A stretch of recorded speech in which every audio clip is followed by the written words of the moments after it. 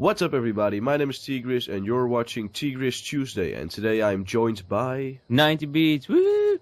So what's up everybody, we will be doing a dual commentary today, and 90Beats, bring the topics to the table please. Yes, so Tomb Raider Let's Plays, and that's boost sales for those games that have like Let's Play videos. Copyright kills creativity, and YouTube with no interaction or human interaction. So we are going to start with Tomb Raider Let's Plays, and we've both heard about it, that a lot of people that are doing Let's Plays on Tomb Raider, they are getting flagged or strikes on their videos and their channels because they are playing Tomb Raider and they showing cutscenes and all that stuff. Yep. And what do you think about that? Well, first of all, can you imagine the situation that you want to passionately tell about a game and show it to the people and talk them through, and you just get punished for that? Can you imagine such situation, how sucky that is? Yeah, I can imagine that, yes. That you put so much effort into a game and showing it to people and you get like a strike for that. Yeah, it really sucks. I can imagine that because I do Far Cry and Assassin's Creed. And I can imagine that I would get really pissed if one of my videos gets flagged or striked. Yeah. And what it is was there was another game. Oh, No, not Activision. The other one. Rockstar. Yes, Rockstar with GTA 4. Yeah, I heard they were like really striking everybody. Yeah, when it first came out, they I think multiplayer was kind of okay, but the single player they stroke or striked, whatever, they flagged all those videos. But now you see a lot of Let's Plays and playthroughs and all that stuff from GTA 4. LA Noire 2, there were some around, I think. LA Noire that's also from Rockstar, and Bully, PewDiePie did some Bully videos, I think. Yeah, but that's a really old game. But like still. GTA 4, when it was released, I don't know how long they kind of thought it was okay for the YouTubers to post GTA 4 single player. Well, it is true that some occasions there are like some kind of embargo on it, like you cannot post before the release. I can relate to that. Yeah. But after the release, I think is not directly public property, but it's not like everybody should be prohibited to show it to the world what they are doing.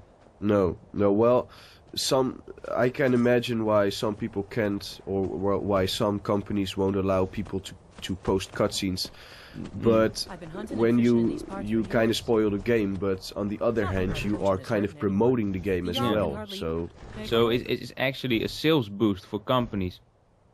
Exactly, yeah.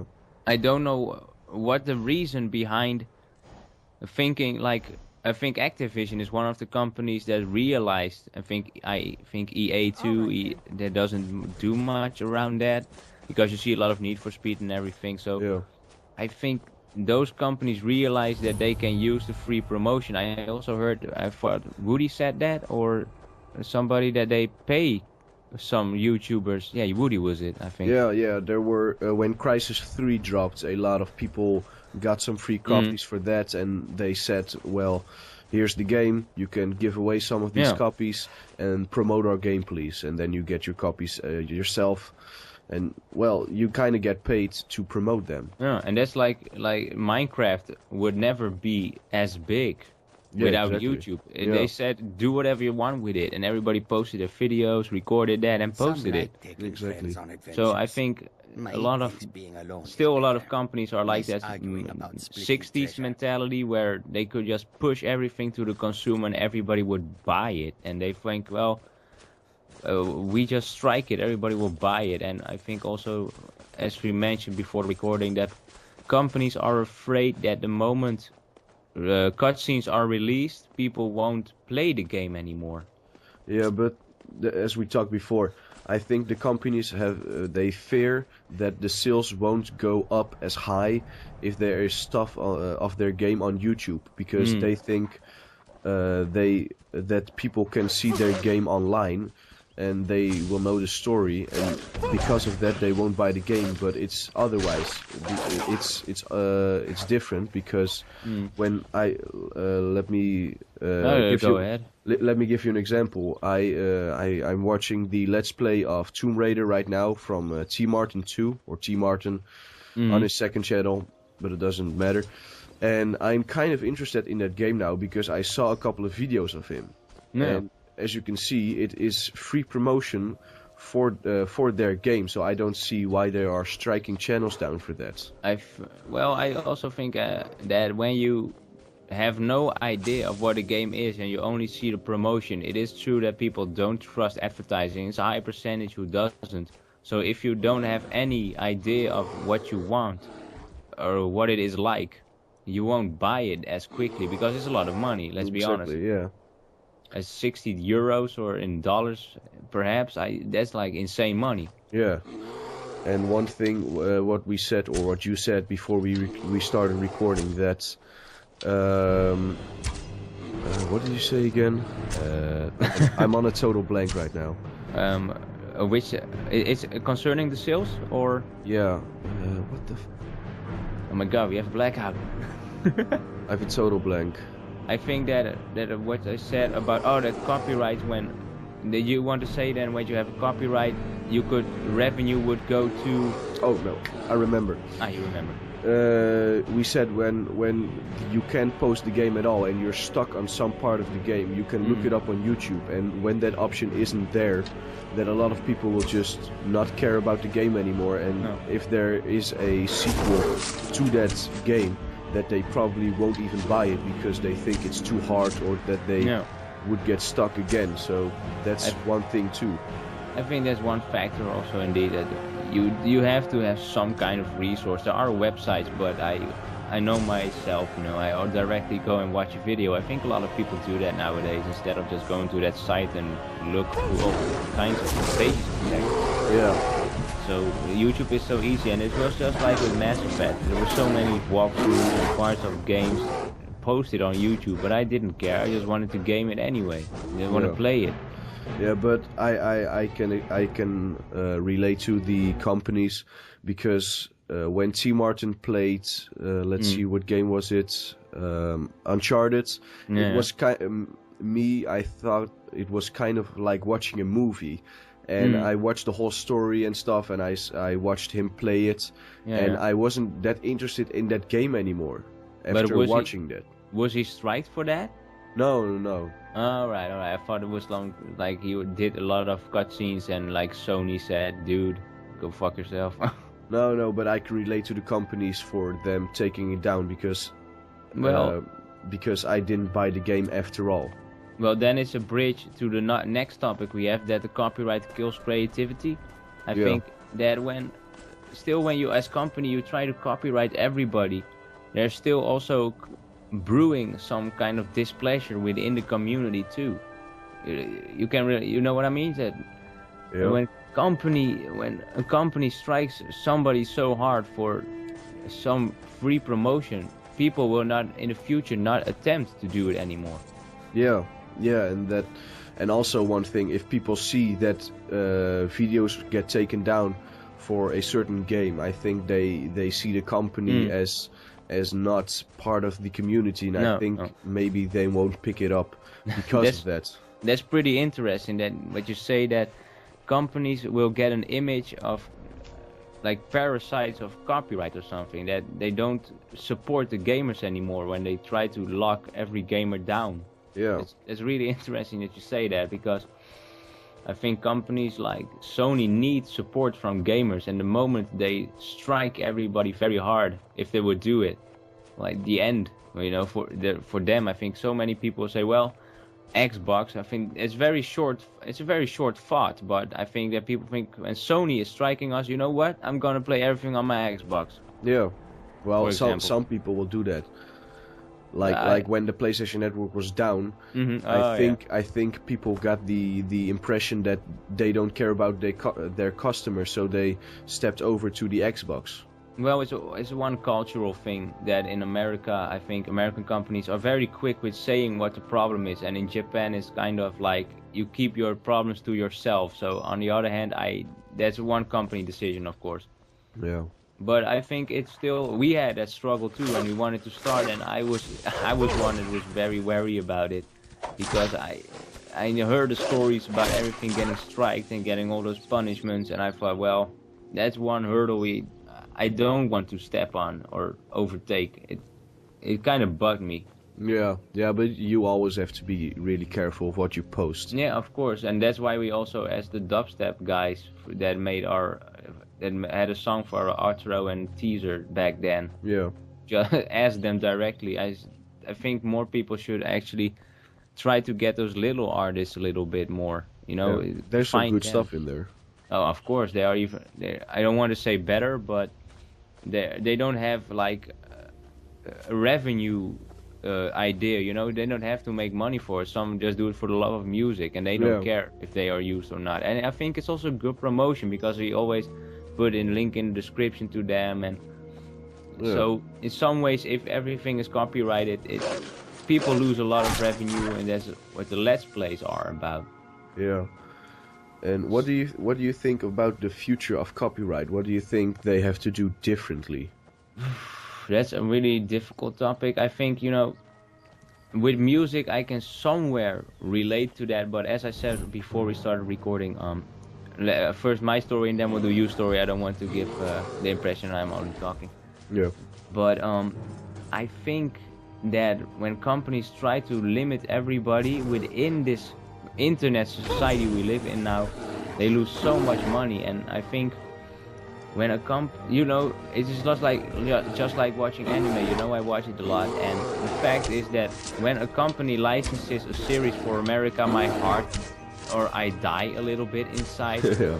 Because that means that all the download sources are probably shut down. Of course, there are other routes that I can find, and I find them, but the normal routes where I often go for my anime, they are gone. Yeah. And there are options like Crunchyroll for people who watch anime. That is an American service, resulting I cannot enter a legal service. So they limit, even because it's idiotic to think that there is internet, I can access the whole world, but I can't access it when some region gets the rights to that. That's like stupid. Yeah, that's really. I'm willing to pay, just make a global service. I want to pay $10 or 20 euros, whatever, a month to just watch it. That's not a big deal for me, but they just limit me in watching it and buying it legally. So I think that geolock is my biggest hatred in copyright land. That's my problem.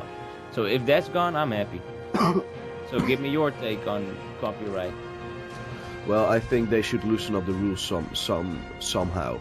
Because when you have a song, for example, in your outro or stuff, you see it a lot. People will post a link in the description and you can check it out. But when you have that situation that people will check that out, the chances are really low of those people buying that song actually, because downloading is so much easier nowadays that a lot of people who are interested in that song, that they just probably will download it anyway. So the revenue that you would make off that song is very low anyways. I would also, before we start recording, I wanted to say indeed that a lot of companies think that the things that are downloaded from them are automatically sales, which isn't the case in most other things. Now is the hurdle to buy something is so much lower because it's available, and like before internet was widely spread, you could just push your products and everybody was, oh, I just give it a try, let me buy that, and if it sucks, it sucks. But they couldn't tell people about it, or they wouldn't. You couldn't return. Yeah, well, you could return it, but you wouldn't do that because you were too lazy. Yeah. So. Yeah, go on. You want to say something? I just realized when somebody can't use some music in their video, people won't find out about it, and those people won't download it or buy it. And if that happens, they won't they don't tell it to their friends and stuff, and you prevent yourself from making money. And I think it's really stupid because when you use a clip for 30 seconds, a piece of music or out of a song, I think you can use that because it's free publicity. So I don't know why you shouldn't do that. Well, also I wanted to mention one. They could like use other business models, like you have Vivo or something. I don't know the construction of that system within YouTube, but I believe that the revenue goes to those people. A part of it, I think. A part of it to the copyright holders. So that's another way of getting money. If you like Gangnam Style, the original video got like 300 million views or something. Oh no, it's over 1 billion. Whatever, very lot. Really? Yeah. The official video. Yeah, over 1 billion views, I believe. Gee whiz! In the summer it was like 300 million or something. Wow, that went very well. Well, yeah. They got all the revenue from the advertisements, I think. So, can you imagine the amount of money they made on that video? When every time there was an advertisement shown, it was like insane. So that's another way of getting money instead of pushing those sales and being mad at everybody for not buying CDs. The smart thing they did with Gangnam Style was that they allowed everybody to do those parody videos, so they would get more attention to that video. And once their video got globally popular, they started striking and getting revenue from all those parody videos because they got successful already. And I think that's kind of smart, but kind of a douchebag move. I think it's kind of, I think it's like stabbing the users in the back for letting them get them popular, and then let them get the money for it. That's like you gave everybody the option to make you big, and everybody knew you. But eventually you stab everybody in the back because you used it. Well, I don't know how to think about that. Business-wise, it's a very good move. Of course. But when you think about it, for the community, it's kind of a dick move, yes. I must say as well, it's interesting to see that the K-pop music is more apparent on YouTube than J-pop music. When sometimes there's a new J-pop release, I follow that, and sometimes within a day it is gone. And K-pop companies like the bigger ones, they just release it on YouTube. They know that there is a target market for it. So I think that's a way of getting your shit out there. And I think some companies are just like the Japanese are so traditional in their way of producing or releasing music that, well, it works for them, but still they have so bigger markets to conquer, and some companies could let it loose a little bit, I think. Yeah, exactly. But to make another bridge again to the YouTube with no human interaction, that's also something that nobody judges channels for. The thing that, as you said, why not use 30 seconds? It's good promotion. Why should you strike that? It's all because the system decides that for you. Yeah. So, what do you think that YouTube tries to automatize everything? Well, I think that if it's possible, why wouldn't you do it? But as we have seen over the last couple of months, maybe even years, that the system isn't really working that well, because videos are getting striked because of the system thinking that they're doing something wrong, but they are not doing something wrong, but the system thinks they are. So you get a strike for that. And I think there should be some human or some people who should check those things, those strikes. There probably are, but there need to be more to check those things, because people are getting striked right now for things they haven't done wrong. Do you think the size of YouTube and the growth of YouTube is holding back human interaction? Well, with the money that YouTube makes, I think they have enough money to employ people to check that. It doesn't matter how many people you can assign, I don't know how many people to certain sections of the YouTube. Yeah. And they can check it, and they can, well, they should kind of how do you call it? Combine those two with the system, automated system, and the humans, because when the system, I'm just going to call it system for now, when the system strikes a video, a human should be on that right away to check the video and see if it's the right claim or not. Well, there are too much videos, I think, that are that are striked to keep that fully checkable for people within the company. Yeah, and that's the problem. They need, I don't know how many videos there are, but they I don't know how many people there are employed at YouTube to check those things. You know, let me Wikipedia that. Let me check that. I'm very curious to that too. Yeah. I think it was around 150 people, but I don't know for sure. And if you know the size of YouTube that it is now, I think 150 people is not a whole lot. Wait, I don't see anything here. I think something Swoozy said something about it was like around 100 people or something. I think that is way too less. Is it? The headquarters is pretty big. I can't see it. Maybe if I type in employees. Yeah, but it doesn't matter how big they are. No, that's I true. think there should be more people on that. Well, that's true. I think it's also, it doesn't have to be a big a big community for people within YouTube to kind of use it, but monitor the whole system. I think if it's just a few people that monetizes those product forums where people need help, if it's just a small fraction that is helped, it is still something. People have the feeling they are being listened to. Yeah. And that is, what you have now is that everybody kind of talks. Yeah. Nobody helps them, and that's the anger that is within a lot of people, that nobody listens to them. Yeah, they need to get the feeling that they are listened to. Yeah. That's one thing. You don't have to put like 1,000 people to 24/7 check the whole community. That's insane. But just give a small portion the feeling they are listened to. Exactly. If everybody gets mad because nobody gets listened to because you want to automate everything, people will get angry to some extent. So they make indeed a lot of money from what I know. So I think they could at least spare 5 people at least. Yeah, exactly. Full time. I think that's possible for such a company.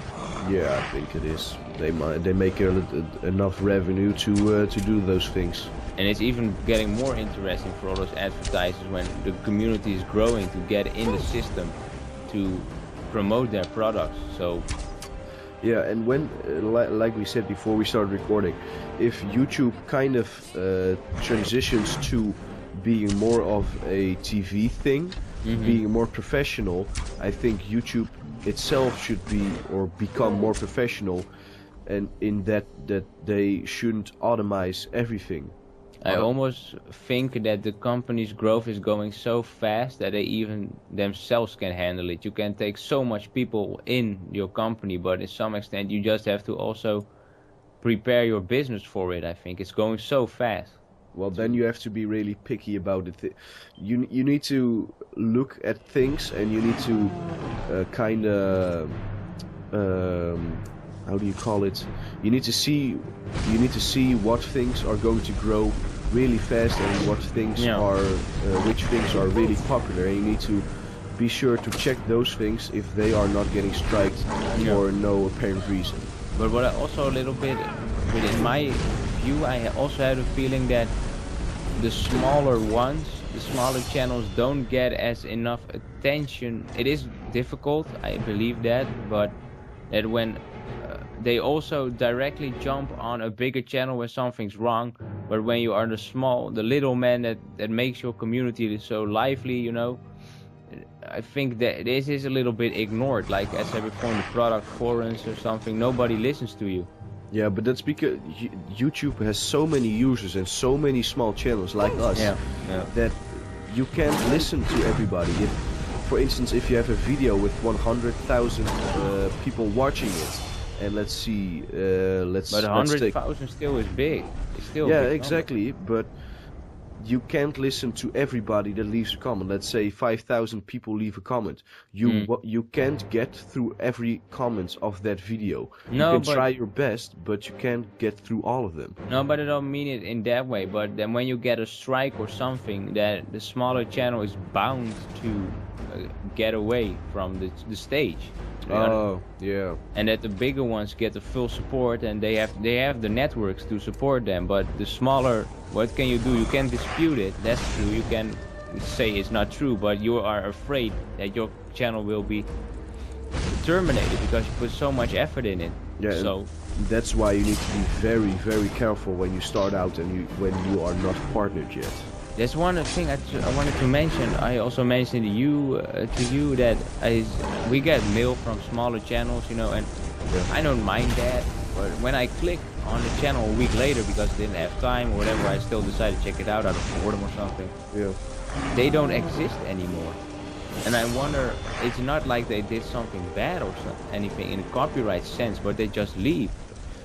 Yeah, I think a lot of people they go into YouTube with the mindset that you, in the first month, that you already will have like 1,000 subscribers. But YouTube is so massive right now that you won't get that very easily. But do you think that people underestimate it to some extent because they think, oh, I post some videos and, you know, I'll see how that works out. But if you're not consistent.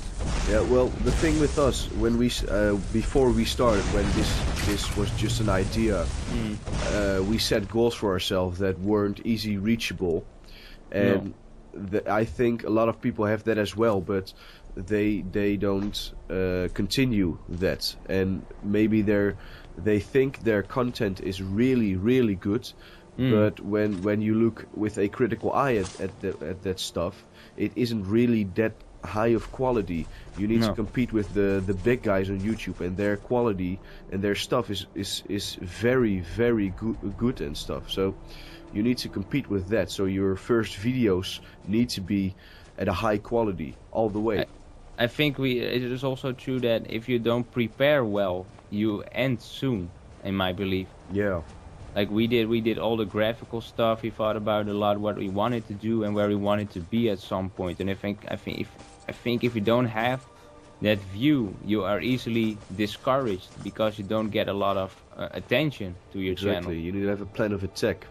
I must be honest, it hurts to see that your views don't always rise every time. You know, it's painful, but you still want, for the people that are already in your community that have subscribed, I think you need to give them still the content that's the reason why they came for you. Yeah, exactly. So if it's a small group, if you have a loyal base, why not go through with it? But as I said, it hurts to not see the growth you expected, but you have to be realistic in some way.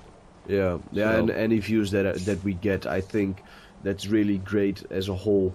Even though the views are low, yeah, but as a whole, getting views, and when you realize that 10 people watched your stuff, it's really, really cool, because when you imagine 10 people sitting in a room, or maybe even with the higher viewed videos, let's say 100 people in a room, it's when you imagine that, it's kind of weird, because we right now are talking to each other, but this is going to be seen by I don't know how many people, and when you think of that, it's just you and I talking.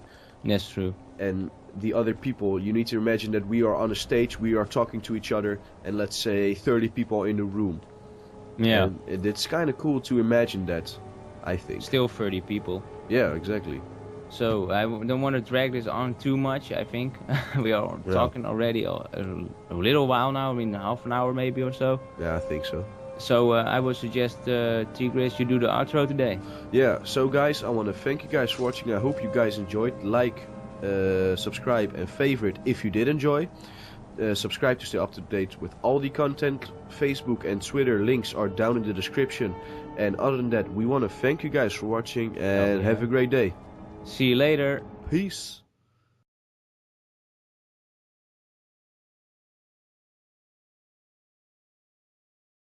What's up everybody, my name is T-Grizzz and you're watching T-Grizzz Tuesday, and today I have with me